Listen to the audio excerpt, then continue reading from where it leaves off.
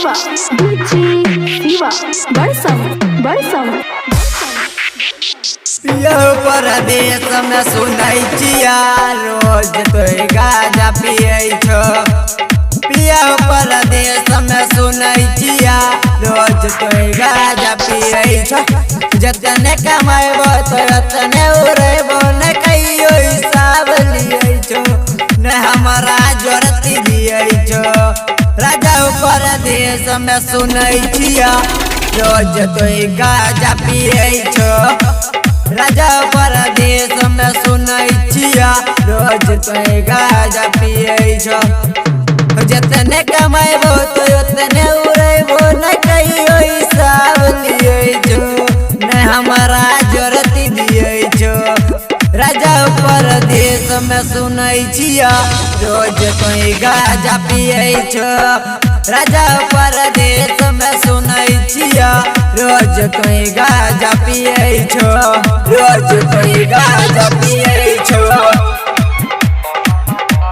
राजा परदेश में सुनै छिया रोज तो गाजा पियै छो। रोज तो गाजा पियै छो।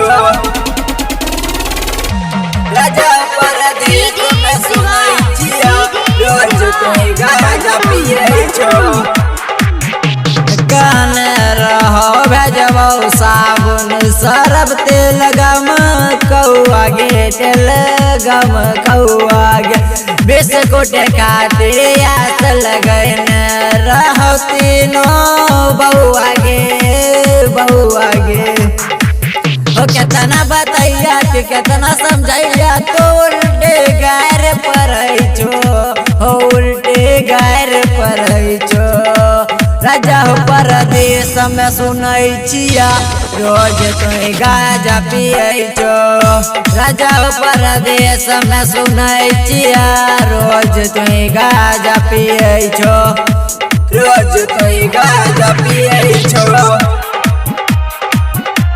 राजा परदेश में सुनै छिया रोज तो गाजा पियै छो।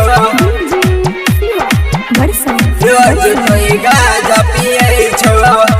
राजा परदेश में सुनै छिया रोज तो गाजा पियै छो। 3 महीना बीतल जाय छा बोला केतना तू कमैलो